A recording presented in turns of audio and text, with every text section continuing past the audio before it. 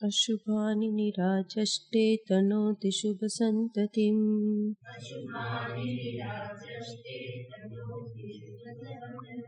स्मृतिमात्रेण यत्पुंसां ब्रह्म तन्मङ्गलं परम्।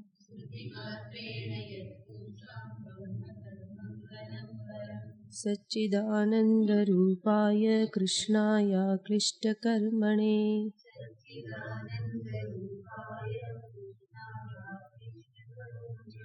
नमो वेदान्तवेद्याय गुरवे बुद्धिसाक्षिणे।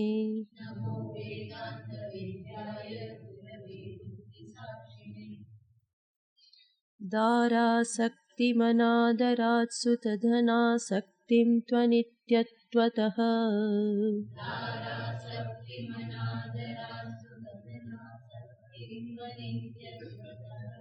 स्नेहं मोहविसर्जनात् करुणया नैष्ठुर्यमन्तस्त्यज।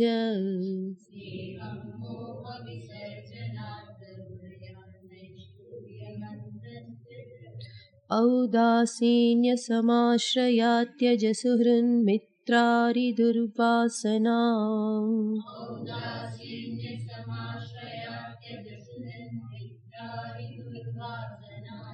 सर्वानर्थकरान्दशेन्द्रियरिपूनेकान्तवासाच्च हि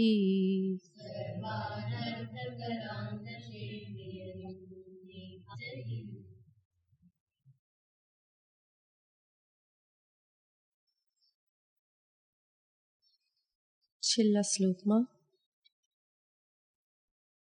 આસક્તિ, સ્નેહ, નૈષ્ઠુર્ય, શત્રુમિત્ર, અવિભેદ બુદ્ધિ આ બધાના નિરાકરણના ઉપાય દર્શાવ્યા. છેલ્લે કહ્યું ઔદાસીન્ય સમાશ્રયાત સુહૃન મિત્રારી ભાવના ત્યજ દુર્વાસનામ ત્યજ. તો ગઈકાલે આપણે વિચાર કર્યો હતો કે કોઈ પણ ભેદ બુદ્ધિ એ હંમેશા ત્યાજ્ય છે. જેટલે અંશે ભેદ બુદ્ધિ કરવામાં આવે એટલે અંશે જીવનમાં મનુષ્ય પોતે ભયનું જ સર્જન કરે છે.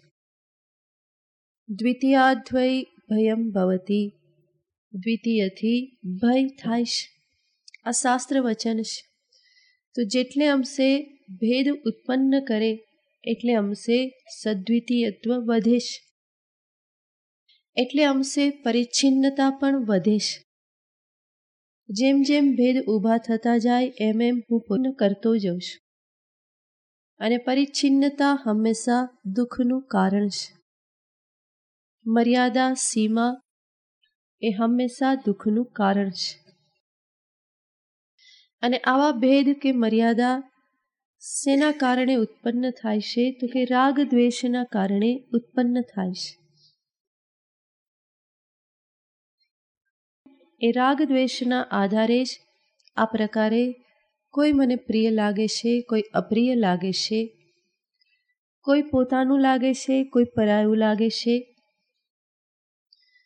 તો આચાર્ય કહેશે કે ઉદાસીનતાનો આધાર લઈ, ઉદાસીનતાનો આશ્રય લઈ અને આ બધામાંથી તું ઉપર ઉઠ. અને ઉદાસીનતા એટલે પણ આપણે જોયેલું હતું કે એના પ્રત્યે વધારે પડતું ઝૂકવું નહીં. ત્યાં તટસ્થ રહી અને વિચાર કરવો. ઉત આસીનઃ, એનાથી ઉપર ઉઠવું. થોડી દીર્ઘદ્રષ્ટિ, વિશાળ દ્રષ્ટિ રાખવી. અને એ રીતની દ્રષ્ટિથી આ ભેદ બુદ્ધિને તું દૂર કર. હવે પછી કહેશે કે સર્વાનર્થકરાન દશેન્દ્રિય રિપુન એકાંતવાસા જહી. દશેન્દ્રિય રિપુન, 10 ઇન્દ્રિય રૂપી શત્રુને. તો દશેન્દ્રિયને અહીંયા શત્રુ કહેવામાં આવેલી છે. એ શા માટે શત્રુ છે? કારણ કે જીવ એના કારણે બહિર્મુખ બને છે. જીવનું જે લક્ષ્ય છે એ અંતર્મુખતા તરફનું છે. જે એણે જીવનમાં સિદ્ધ કરવું છે એના માટેનું સાધન અંતર્મુખતા છે. અને ઇન્દ્રિયો બહિર્મુખ બનાવનારી છે. તો મારા લક્ષ્યથી ચ્યુત કરનાર, મારા લક્ષ્યથી વિરોધી જે કંઈ પણ છે એ જરૂર પ્રતિબંધરૂપ છે.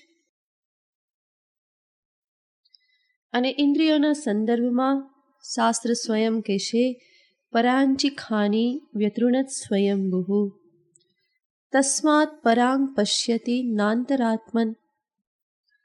કઠોપનિષદમાં સ્પષ્ટ કહેલું છે યમરાજાએ કે આ ઇન્દ્રિયો કેવી છે, પરાંચી ખાની એ કેવી છે. પરાંચીનો અર્થ છે પરાન અંચતી, જે હંમેશા બહાર દોડે છે. પરની તરફ, બીજાની તરફ જે હંમેશા દોડે છે. તો એને એ રીતે બનાવવામાં આવેલી છે.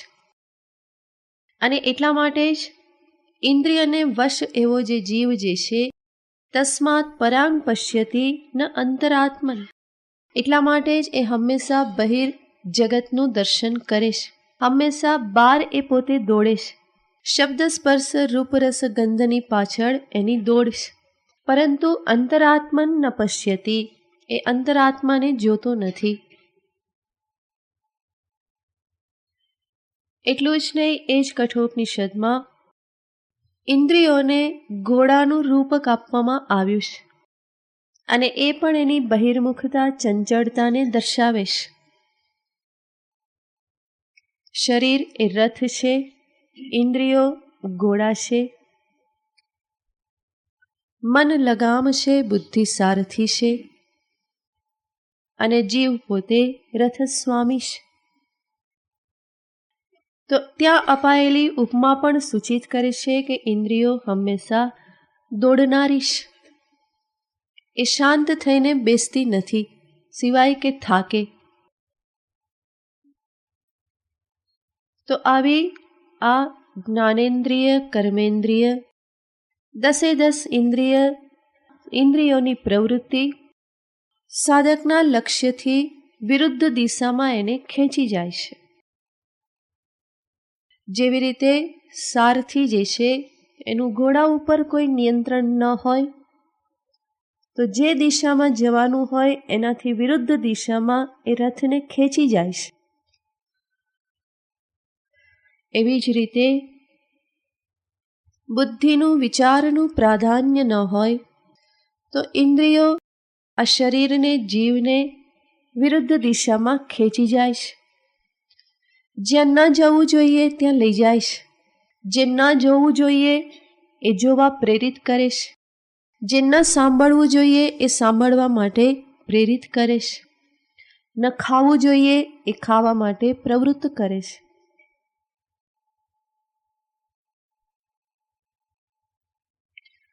અને એટલા માટે એને અહીંયા રીપુ કહેલ છે. સર્વ અનર્થ કરાન, એ અનર્થ કરનારી છે.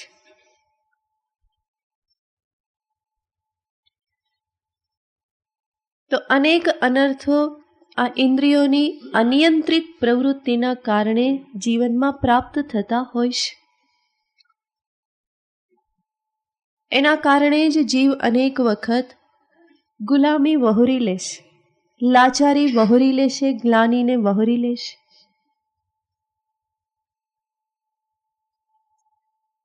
ખબર પણ નથી રહેતી એવી રીતે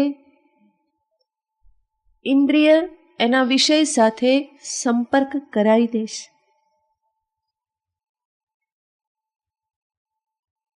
અને એટલા માટે એને અનર્થકારી કહેલ છે.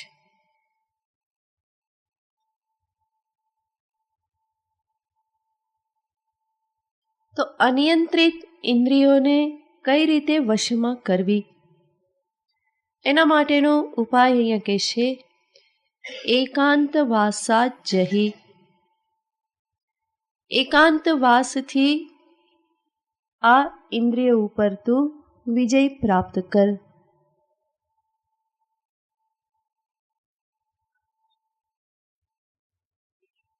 એકાંતવાસનો અર્થ અહીંયા છે વિષયોથી દૂર રહીને, જેને શાસ્ત્રની ભાષામાં કહેવામાં આવે છે દમ. તો શમ દમ આવા બે શબ્દ પ્રયોગ કરાય છે.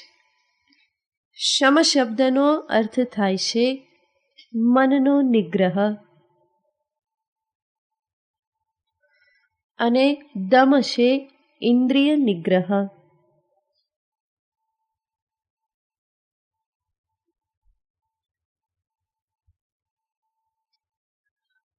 જ્યારે જીવનમાં શમ ન હોય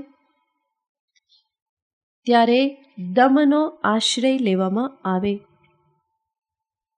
શમ હોય તો વિષય હોવા છતાં પણ ઇન્દ્રિય પ્રવૃત્ત નહીં થાય, પરંતુ મન ઉપર પ્રભુત્વ નથી, મન જ માગણી કરે છે અને એટલા માટે ઇન્દ્રિય પ્રેરિત થાય છે. તો મન ઉપર જ્યારે સહજ પ્રભુત્વ ન હોય, સ્વામિત્વ ન હોય, ત્યારે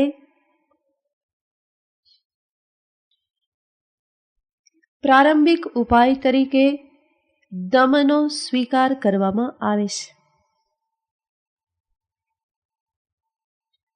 અને દમનો અર્થ છે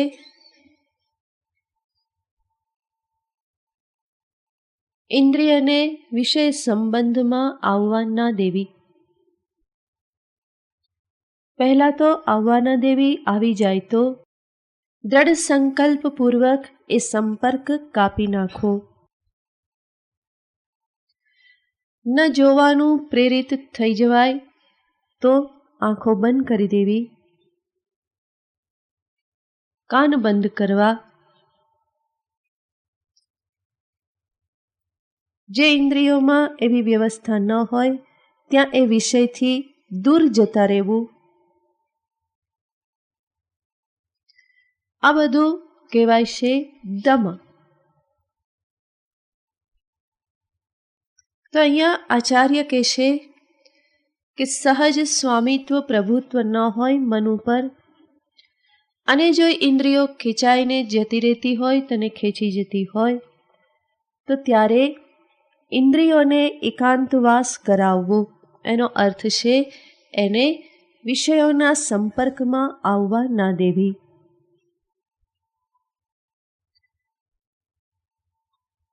તો મન ઉપર સ્વામિત્વ ન હોય ત્યારે વિષયોની વચ્ચે રહી અને ખોટો ઓવર કોન્ફિડન્સ ન રાખો કે આપણે તો વૈરાગી, ગમે ત્યાં રહીએ ચાલે, મન તો વૈરાગી છે, બહારથી ભલે ગમે તેમ રહીએ, આવી ખોટી ભ્રમણામાં ના રહેવું.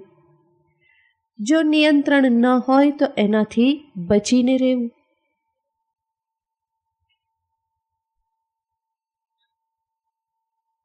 તો ઇન્દ્રિયોની પ્રવૃત્તિ ઉપર આ પ્રમાણે સતત દેખરેખ રાખી એના વિષય સંપર્કને ટાળતા રહેવું. એ એની ઉચ્છૃંખલતામાંથી મુક્ત થવાનો ઉપાય છે. શરૂઆતમાં જરૂર આકરું લાગે, પરંતુ ધીમે ધીમે આ ઘોડાઓને પણ સાધી શકાય છે. ઇન્દ્રિયોને સાધવી પડે છે. સમજણથી, વિચારથી, પ્રેમથી ધીમે ધીમે એમાંથી નિવૃત્ત થવાનું છે. જરૂર આ દમન એ કોઈ અંતિમ સ્થિતિ નથી. અંતે તો સહજ સ્થિતિને પ્રાપ્ત કરવાની છે. એ જ આદર્શ છે, ઉત્તમ છે કે વિષય હોવા છતાં પણ મનમાં વિકાર ન થાય, ઇન્દ્રિય એમાં પ્રવૃત્ત ન થાય. પરંતુ જ્યાં સુધી સહજતા પ્રાપ્ત ન થાય ત્યાં સુધી સંયમ ધારણ કરવો જ રહ્યો.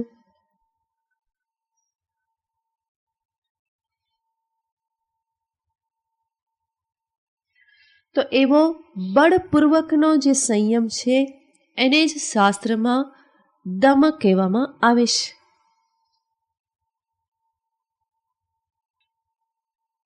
તપશ્ચર્યામાં પણ દમન ઘણી વખત રહેલું હોય છે. તો આ ઇન્દ્રિય પ્રવૃત્તિને રોકવાનો ઉપાય છે એકાંતવાસાજ્જહિ. તો એકાંતવાસનો અર્થ અહીંયા બરાબર સમજવાનો કે વિષય સંપર્કથી ઇન્દ્રિયોને દૂર રાખવી.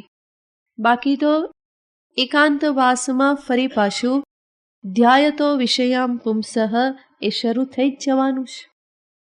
અનિયંત્રિત ઉચ્છૃંખલ વ્યક્તિને માટે ઘણી વખત એકાંતવાસ પણ ભયજનક હોય છે, એ ઉપકારક હોતો નથી. અમુક અવસ્થામાં એ બરાબર છે, પરંતુ અહીંયા એકાંતવાસ એટલે નિત્યનો જે એકાંતવાસ એવું કહેવામાં નથી આવ્યું, પરંતુ વિષયોથી દૂર રહેવું, વિષયોથી દૂર રહેવું અને વિષયી પુરુષોથી પણ દૂર રહેવું, વિષયી મનુષ્યોથી પણ દૂર રહેવું. સાથે સાથે બીજો ઉપાય છે ઇન્દ્રિયોને સત્પ્રવૃત્તિમાં વાળવી. આંખોને ભગવાનના રૂપના દર્શનમાં પ્રવૃત્ત કરવી, કાનને કથા શ્રવણમાં, ભજન કીર્તનમાં પ્રવૃત્ત કરવા, જીભને પ્રભુના નામ ગુણગાન ગાવામાં પ્રવૃત્ત કરવી. તો આ બધી સત્પ્રવૃત્તિઓ છે. એટલા માટે જ ભક્ત હંમેશા આવી પ્રાર્થના કરતો હોય કે પ્રભુ મારી આંખો તારા રૂપનું જ દર્શન કરે, મારા કાન તારા કથાનું જ શ્રવણ કરે, મારી જીભ તારા પ્રસાદનો જ રસ લે, તારા નામના ગુણગાન ગાવામાં એને રસ આવે, મારા ચરણ હંમેશા તારા મંદિર તરફ ગતિ કરે, મારા હાથ હંમેશા તારી સેવામાં વ્યસ્ત રહે. આવી પ્રાર્થના ભક્ત કરે, કારણ કે એ જાણે છે કે આ ઇન્દ્રિયો જો આ તરફ નહીં વહે તો એ બીજી તરફ જરૂર વહી જવાની છે. તો સત્પ્રવૃત્તિમાં એને વાળવાની હંમેશા કોશિશ કરવી, જાગૃતિપૂર્વક એ તરફ એને લઈ જવી, એનો ઉપાય છે, જેથી કરીને વિષયોથી એ મુક્ત રહી શકે. જિજ્ઞાસુને માટે ચક્ષુનો ઉપયોગ છે કે પુસ્તકનું વાંચન કરે, શ્રવણનો ઉપયોગ છે ગુરુના ઉપદેશને એ સાંભળે, જીભનો ઉપયોગ છે અન્યોન્ય તત્કથનમ તત્પ્રબોધનમ, જ્યારે બોલું ત્યારે આજ બોલું. તો આ રીતે એક જિજ્ઞાસુને અર્થે પણ પોતાની સર્વ ઇન્દ્રિયોને સત્પ્રવૃત્તિમાં વાળી રાખવી, એમાં પ્રવૃત્ત રાખવી, એ ઇન્દ્રિય પર વિજય પ્રાપ્ત કરવાનો એક ઉપાય છે.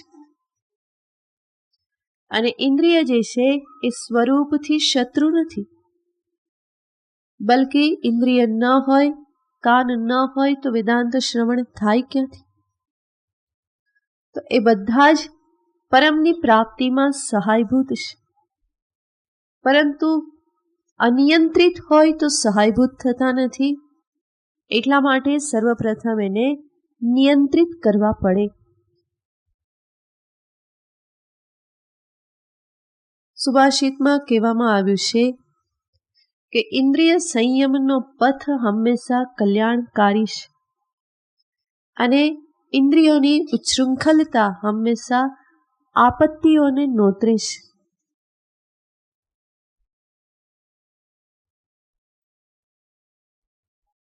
તો આ રીતે દશેન્દ્રિય ઉપર વિજય પ્રાપ્ત કરવા માટે આચાર્યએ એકાંતવાસને ઉપાય તરીકે દર્શાવ્યો. હવે પછી આગળ કહેશે આલસ્યમ ત્વરયા શ્રમમ શમધિયા તંદ્રિમ સમુત્થાનતઃ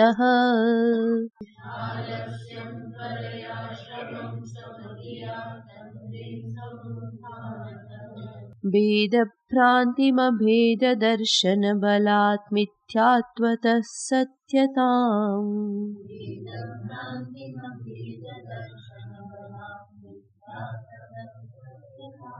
मर्मोक्तिं निजमर्म कर्म कथया क्रोधं स्वसाम्येक्षणात्।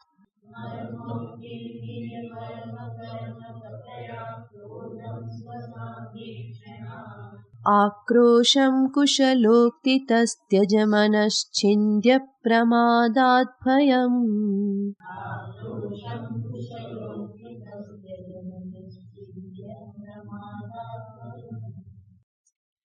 आलस्यं त्वरया। આલસ કે જે સાધકનો સૌથી મહાન શત્રુ છે. બધા જ આના સકંજામાં સપડાયેલા રેશ. સનત કુમારે કહ્યું છે, પ્રમાદો વૈ મૃત્યુ. આ આળસ પ્રમાદ એ મૃત્યુ છે.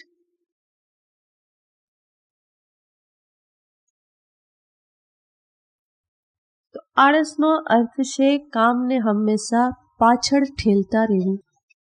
પોસ્ટપોન્ડિંગ મેન્ટાલિટી. આજે નહીં કાલે, કાલે નહીં 2 દિવસ પછી. તો એ છે આલસ્ય, આળસ વૃત્તિ. જે કામ જ્યારે કરવાનું હોય ત્યારે એને એ ટાળતો રહેશ. યથા સમય કાર્ય નિષ્પત્તિ ન કરવી.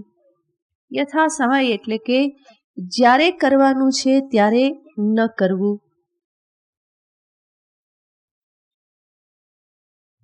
તો એ છે આળસ. આળસ વિશે વધારે કહેવાની જરૂર નથી, કારણ કે બધાને માટે કેવું છે, અનુભવ, અપરોક્ષ અનુભવ છે, જાણે જ છે બધા. એટલા માટે હવે કેવું હોય તો શું કહેવાનું, એમાંથી નીકળવાનો ઉપાય શું? આલસ્યમ ત્વરયા. આચાર્ય બહુ સીધો સાદો ઉપાય બતાવી દેશ. એને ખબર નથી કે આટલાથી જાગવાના નહીં. એના માટે આખો શ્લોક આપવો જોઈએ વિદ્યારણ્ય મુનિએ, પણ એમને ખ્યાલ નહીં હોય. એક જ શબ્દ કહેશ કે આળસને તું દૂર કર. કેવી રીતે? ત્વરાથી. પણ એ જ થતી નથી, એ તો તકલીફ છે. ત્વરાથી એનો અર્થ છે એને ત્યારે કામ પતાવવા માટે નિશ્ચય રાખવો. જે સમયે એ કરવું જરૂરી છે એ જ સમયે હું કરું.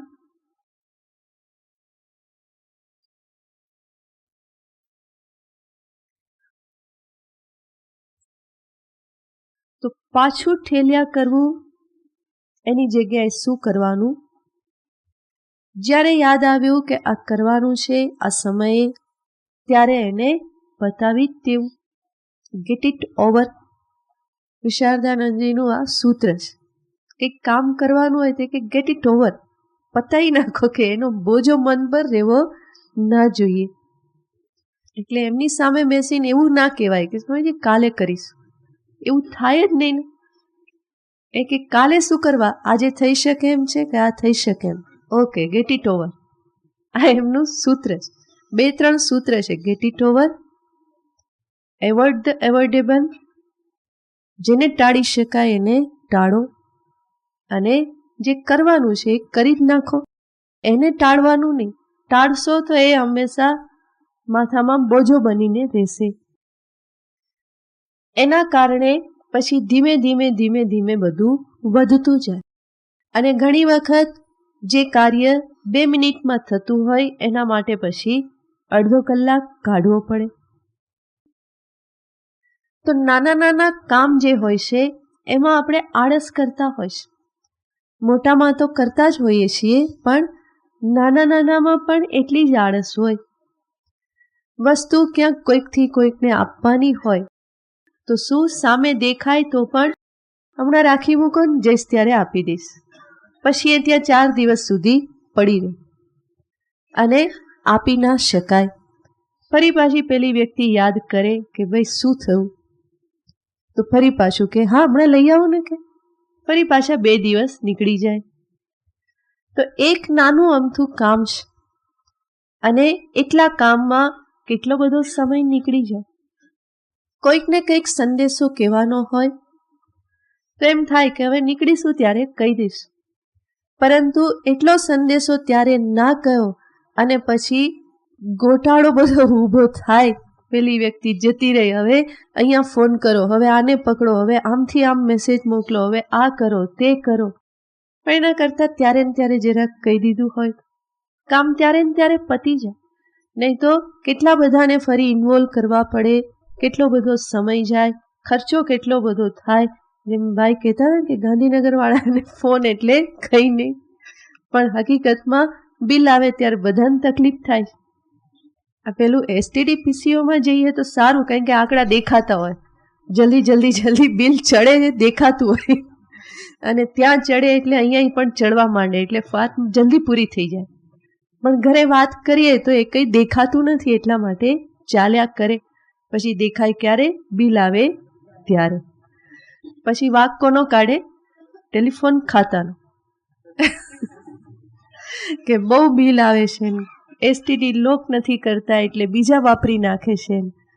પણ વાપર્યું હોય પોતે જ, પણ તોય આશ્વાસન લેવું પડે. પછી બિલ બહુ આવે ત્યારે આશ્વાસન લેવું પડે કે આ તો આનો મિસયુઝ થાય છે, એટલા માટે આટલું બધું બિલ આવ્યું. થોડીક વાર થાય ફરી પાછું ભૂલાઈ જાય. તો કહેવાનું તાત્પર્ય છે કે નાના નાના કામને પણ આળસને કારણે આપણે ગૂંચવી નાખતા હોઈએ છીએ. કોઈને કંઈક કહેવાનું, ક્યાંકથી કંઈક લાવવાનું, કોઈકને કંઈક આપવાનું, આ બધા બહુ નાના નાના કામ હોય છે, પરંતુ એને પણ હંમેશા પાછા ઠેલતા રહીએ અને પોતાને બહુ બુદ્ધિશાળી માની અને વિચારીએ કે આ તો 4-5 કામ એક સાથે કરી નાખીશ. પરંતુ એવું થતું નથી, ઉલટાની બુદ્ધિ વધારે પ્રગટ થાય. કઈ રીતની એ જાતે સમજવાનું.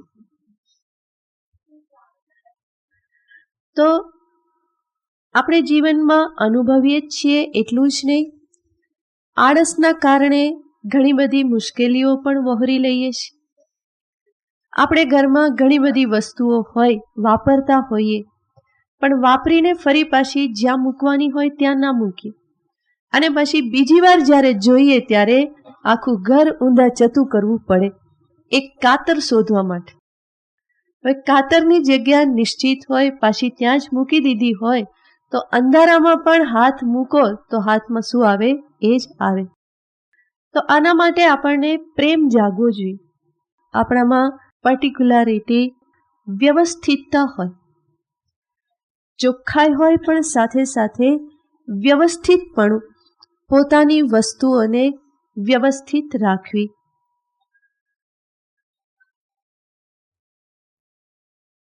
પુસ્તકો યથાસ્થાને હોય, આપણા કપડાં યથાસ્થાને હોય.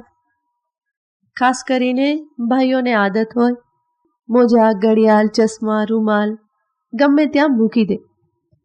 પહેરું હું, વાપરું હું, પણ સંભાળવાનું કોણે?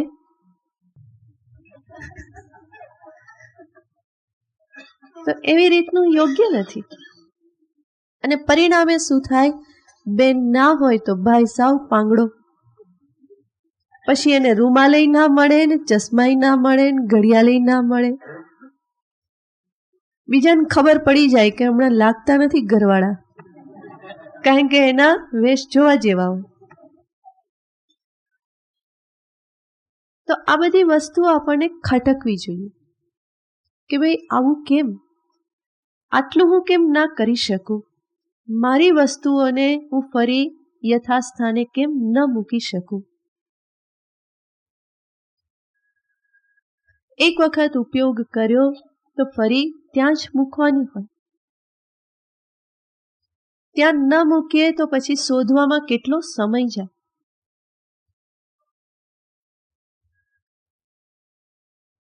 અને આવી રીતે જીવવામાં એક વખત આપણને સુખ આવવા લાગે, એમાં જે સુવિધા છે, આનંદ છે, એ જો આપણને અનુભવમાં આવે તો પછી એ પ્રમાણે આદત પડે, એનું મૂલ્ય આપણને સમજાય.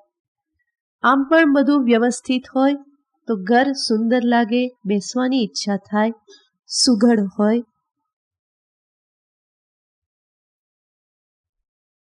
મન ઉપર કોઈ બોજો ના રહે. મારા નિવાસસ્થાનમાં લાઇટ જાય તો મને કોઈ તકલીફ ના થાય. બધા વ્યવહારો, બધી ક્રિયા અંધારામાં આનંદથી થાય, કારણ કે વસ્તુઓ બધી મળી જ જાય. વસ્ત્ર હોય, સ્નાન કરવાનું હોય કે બીજું કંઈ હોય, જરાય તકલીફ ના થાય. દક્ષાબેનને ઘણી વાર થાય કે આ સ્વામીજીને શું થઈ ગયું, લાઇટ કેમ નથી કરતા? તો લાઇટ વગર પણ ચાલ્યા કરે કામ, કારણ કે વસ્તુ તો ઠેકાણે જ છે, અને એવા કયા કામ કરીને ઊંધા વળી જવું. તો એ રીતે જીવવામાં ખરેખર આનંદ છે. આપણને આપણા ઉપર પ્રભુત્વ છે. આપણા ઉપર એટલે ઇન્દ્રિય, શરીર, મન ઉપર જે આપણું પ્રભુત્વ જે છે, એ પ્રભુત્વનો આનંદ કંઈક અનેરો હોય છે. અને અનિયંત્રિતતાની, લાચારીનો અનુભવ બહુ વિચિત્ર હોય છે. એ જો આપણને કઠે તો એમાંથી નીકળવાની ઈચ્છા થાય, પણ કઠતું નથી, ચાલ્યા જ કરે, ચાલ્યા જ કરે. રગસ્યું ગાડું કે ને, ચીચડ ચીચડ એ માંડ માંડ ચાલ્યા જ કરે. પણ એ ચીચુડ ચીચુડ અવાજ જો નડે તો એમાં તેલ પુરાઈ જાય અને પછી ગતિ સરસ થાય. તો જીવનનું ગાડું આસાનીથી ચાલે એટલા માટે આ ત્વરાનું તેલ એમાં પુરાય.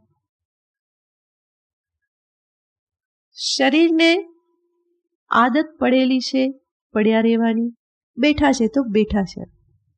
આ વસ્તુ લીધી છે, હમણાં એને મૂકવા માટે ક્યાં ઊભા થવું? ઊભા થશું ત્યારે મૂકી દઈશ. અને ઊભા થઈએ ત્યારે મન તો ક્યાંય ચક્રાવે ચડેલું હોય, અને પેલું અહીંયા જ પડ્યું હોય, પછી દેખાય નહીં. પછી કેટલી બધી વસ્તુઓ ભેગી થઈ જાય, પછી જલ્દી જલ્દી અહીંનું ત્યાં, ત્યાંનું અહીં, બધું ત્યાં ત્યાં રગે સગે બધું કરી નાખે. અને ફરી પાછું જોઈતું હોય ત્યારે ફરી બધું જ જોવું પડે.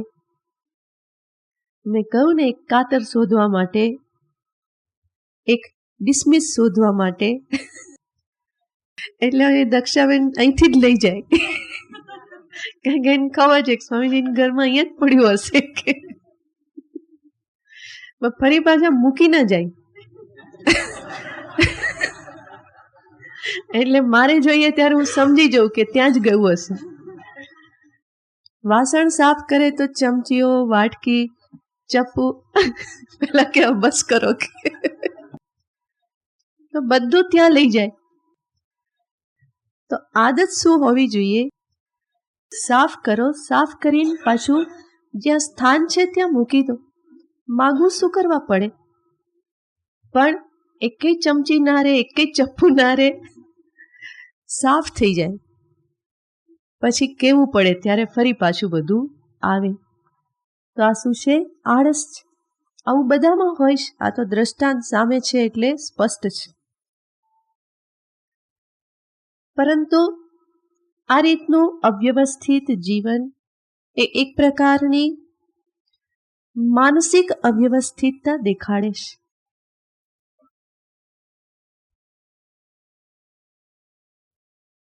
થિંકિંગ ડિસિપ્લિન હોય તો એ ડિસિપ્લિન બહાર પણ અભિવ્યક્ત થાય.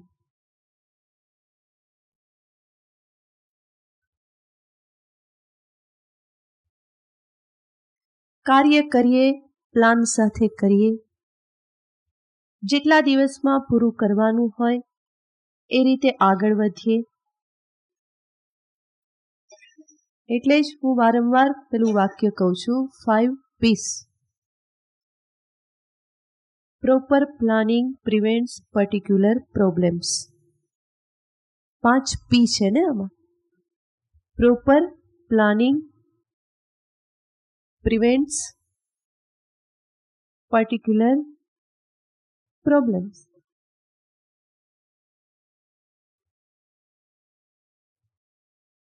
Proper planning prevents particular problems. આ 5 P, 5 P. તો યોગ્ય પ્લાનિંગ ઘણી બધી સમસ્યાઓને, પ્રોબ્લેમ્સને ટાળી દેશે.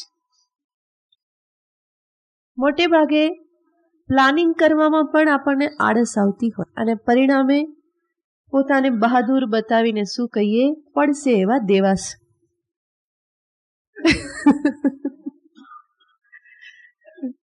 વાત તો સાચી જ. અચાનક જાણે હોય, શું પરિસ્થિતિ હશે, શું નિર્માણ થશે, ખબર ના હોય, તો ત્યારે આવું કહેવું બરાબર છે. પરંતુ જ્યારે આપણા હાથમાં હોય, પરિસ્થિતિ ઉપર સ્વામિત્વ પ્રાપ્ત કરવું, એમાંથી આસાનીથી પસાર થવું જ્યારે શક્ય હોય, તો ત્યારે પડશે એવા દેવાસે એ વૃત્તિ યોગ્ય નથી. પરંતુ ત્યારે આયોજન થઈ જવું જોઈએ, પ્લાનિંગ થઈ જવું જોઈએ. ન થાય તો એ વૈચારિક આળસ છે.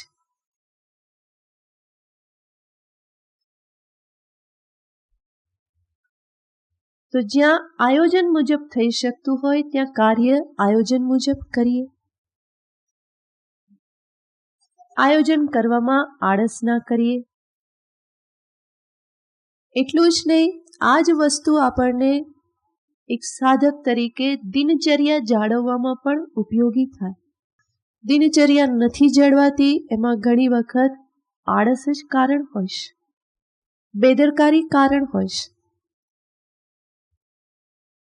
ઘણી વખત આ બધું માતા પિતા તરફથી પણ સંસ્કાર રૂપે પ્રાપ્ત થતું હોય છે.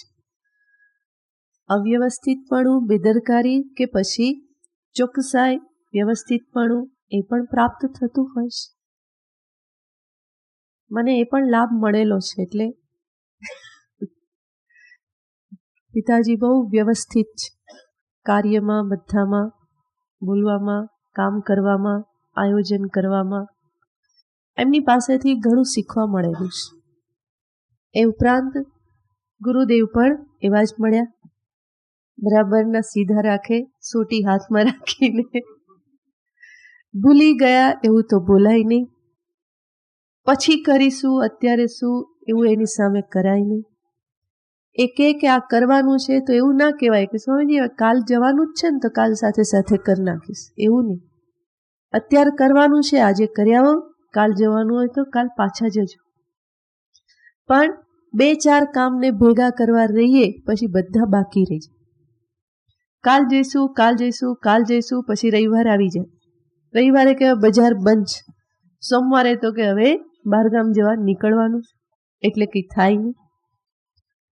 તો સવારે કે જઈશું તો કે હવે સાંજે જઈશું, સાંજે કે હવે સાંજે તો મોડું થઈ ગયું, હવે તો વાહન નથી, બસ નહીં મળે. આવા ઘણા બધા આપણને કારણો મળી રહે. તબિયત સારી નથી, હવે બીજું પણ લેવાનું જ છે ને, તો કે હવે સાથે સાથે પતાવીશું. આમ ફરી બીજો દિવસ નીકળી રહ્યો, કરતા કરતા રવિવાર આવી ગયો. તો આમને આમ કામ અટકતું જાય. તો અહીંયા કહેવામાં આવે છે કે આવી રીતે નહીં, જ્યારે કરવાનું છે ત્યારે જ કરી નાખો. હા, જરૂર લાઘવ જોવાનું હોય, વિચાર કરી એમાં જો લાઘવ રહેલું હોય તો જરૂર આપણે એને બે કામ સાથે કરીએ, ખોટું નથી. પરંતુ ટાળવાની વૃત્તિથી એવું ના થવું જોઈએ.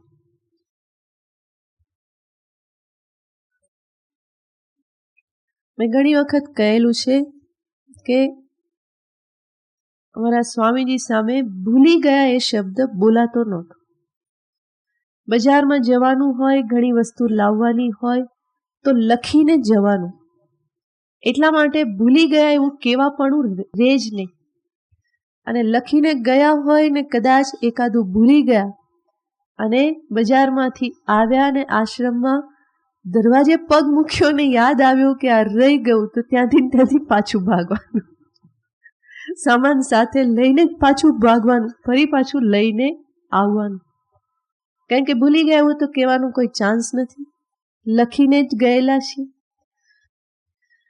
તો આ બધી રીતો છે રસને કાઢવાની. વ્યવસ્થિતતા લાવવાની. લિસ્ટ બનાવવામાં પણ આળસ થતી હોય, ઓવર કોન્ફિડન્સ રહે તો યાદ રહી જાય કે કંઈક તો એમાંથી ભૂલી જ જાય, અને વધારે મોટા નમૂના લિસ્ટ જ ભૂલી જાય. કદાચ લિસ્ટ બનાવી નાખે તો પછી જાય ત્યારે એક કાગળિયું મૂકીને જાય, તો પછી પૂછીએ ત્યારે એ કે આજ ભૂલાઈ ગયું. આ બધી લીલાઓ મારી સામે થતી હોય છે એટલે ખબર છે. તો આપણને હસવું આવે છે, પરંતુ આ બધી બાબતો યોગ્ય નથી. હસીએ છીએ ખોટું નહીં, પોતાની જ ભૂલ ઉપર હસીએ છીએ, પણ એનો અર્થ એ નથી કે એ યોગ્ય છે. એમાંથી બહાર નીકળવું રહ્યું. સાધક હંમેશા સાવધાન હોય. અમારા ગુરુજી આ વાત પણ અમને વારંવાર કહેતા કે સાધક એનું નામ છે જે ક્યારેય ઊંઘતો ઝડપાય નહીં, એટલે કે ગાફેલ ના હોય, જે હંમેશા સાવધાન હોય. ઊંઘતા ઝડપાવું એટલે ગાફેલ રહેવું.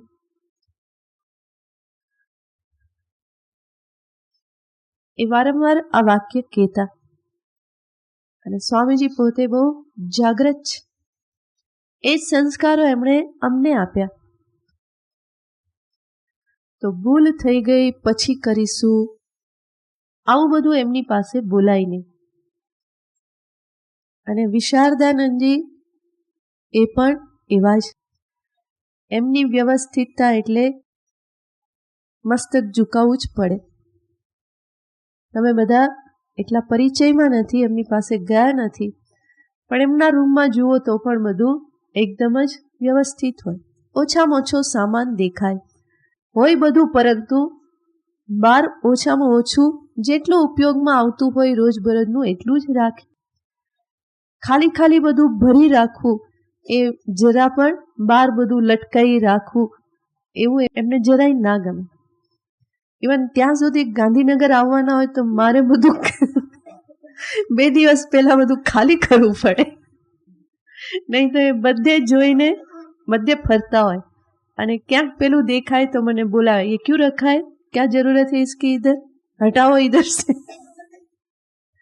તો સીધા ગાંધીનગર આવે તો પણ આવું કે ફ્રીજ પણ ખોલીને જોઈ લે કે આમાં શું શું છે. પછી બધું પૂછે કે આની શું જરૂર છે, આની શું જરૂર છે. પછી મારે કેવું પડે કે સ્વામીજી આ તો આપ આવવાના હતા ને તો આપના માટે જ રાખ્યું છે. કારણ કે એ આવવાના હોય તો એમના માટે કેટલોક સામાન લાવ્યા હોય. પછી એ હસવા લાગે. પણ મહાપુરુષો આ પ્રમાણે રહેતા હોય છે, અને એમની જીવની ખરેખર અનુસરવા જેવી હોય છે. જીવન બહુ સરળ થઈ જતું હોય છે. આળસના કારણે આપણે જીવનને ઘણું બધું ગોટાળિયું બનાવી દઈએ છીએ, એમાં ને એમાં ગૂંચવાતા રહીએ છીએ.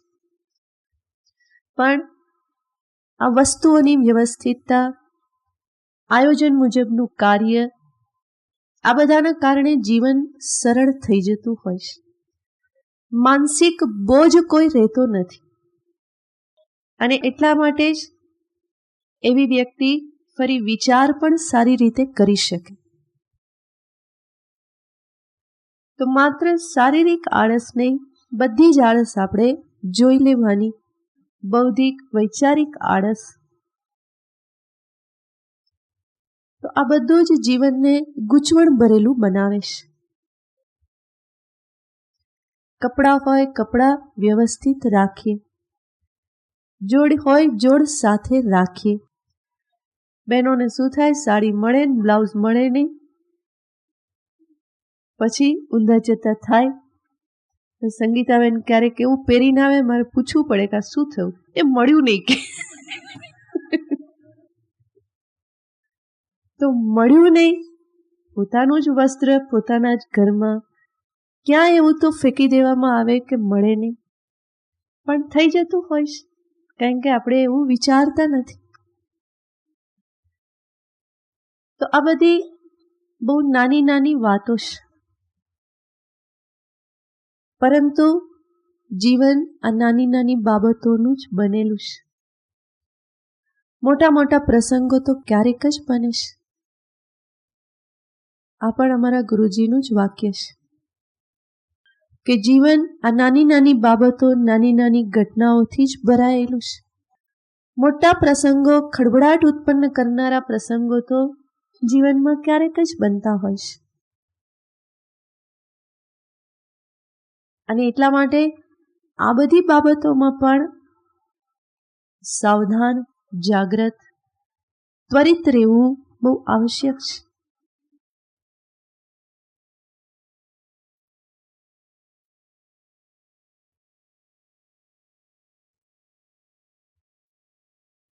ક્યાંક આપણે જવાનું હોય તો પણ છેલ્લી ઘડીએ હલફલ કરતા કરતા નીકળીએ. ટાઈમે પહોંચાય નહીં, પરિણામે ધબકારા વધે, પરસેવો છૂટે, આ બધું થાય. પણ 5-10 મિનિટ વહેલા નીકળી જઈએ તો કેવું આરામથી જઈ શકાય. પણ ત્યાં પણ આદત એવી જ હોય છે.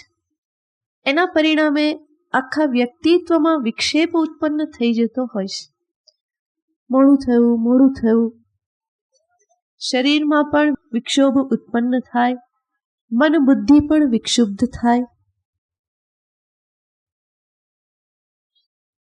પણ સમયસર કામ કરીએ, શાંતિથી થાય.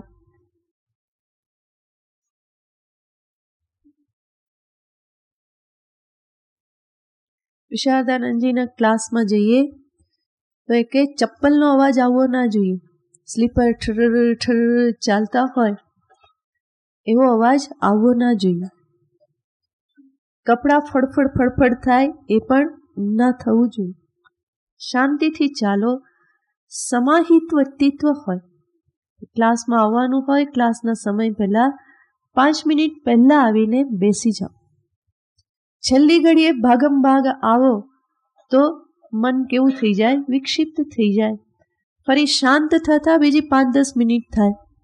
એક તો મોડું થયું એવું હોય, ફરી મનમાં હોય કે સ્વામીજી ખીજાશે, એ પાછું હોય. ખબર હોય તોય મોડું કરે, નીકળે નહીં ઘડીકમાં. તો એના કારણે પછી મન વિક્ષિપ્ત થાય. ક્લાસ શરૂ થઈ જાય, 5-10 મિનિટનું બધું ઉપરથી જાય, ધીમે ધીમે બધું ઠંડુ પડે, પછી કંઈક ખબર પડે તો કેટલું બધું નુકસાન છે. થોડું પ્લાનિંગ કરી સમયસર કરીએ તો આ કોઈ વિપત્તિ, આ કોઈ મુશ્કેલી, આ કોઈ વિક્ષિપ્તતાને આપણે સામનો કરવો ના પડે. વ્યક્તિત્વમાં કોઈ વિક્ષોભ ઉત્પન્ન ના થાય. તો આ બધી બાબતો જીવનમાં અપનાવવા જેવી છે. ત્વરયા, સમયસર, યથા સમયે જ્યારે કરવાનું છે ત્યારે પ્લાનિંગ મુજબ જીવનને એવી રીતે ગોઠવીએ કે આલસ્ય ક્યાંય ફરકી ના શકે, નજીક ફરકે નહીં ક્યારેય. આળસ સ્વયં ભૂલી જાય કે આ મારું ઘર છે.